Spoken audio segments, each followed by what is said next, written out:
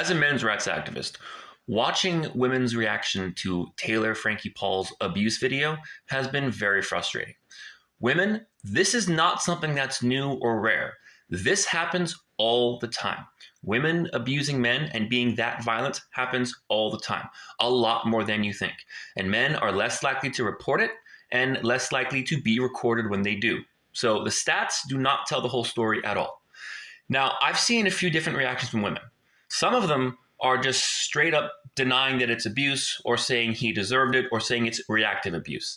Reactive abuse, 95% of the time, I think is a total BS term that feminists invented to justify women's abuse of men. Yes, there are cases where it happens, but abused people are genuinely scared of their abuser. They don't constantly attack them and throw chairs at them. Then there's the women saying, oh my God, that's so much worse than I thought it was going to be. I can't believe women can be that violent towards men.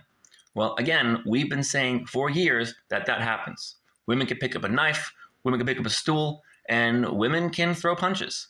And a lot of feminists try and dismiss male victims by saying, oh, well, women are more likely to be killed by their partner. That's true, and that's a valid point. But you're saying domestic violence only matters if it ends in death? Like if every single day you punch, scratch, stab, slice your partner, every single day you're giving them black eyes or you're breaking their nose, it doesn't matter until they die?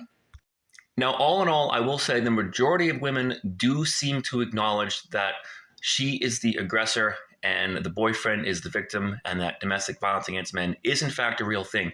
But that some of the women are only understanding this now for the first time is actually not all that surprising, unfortunately.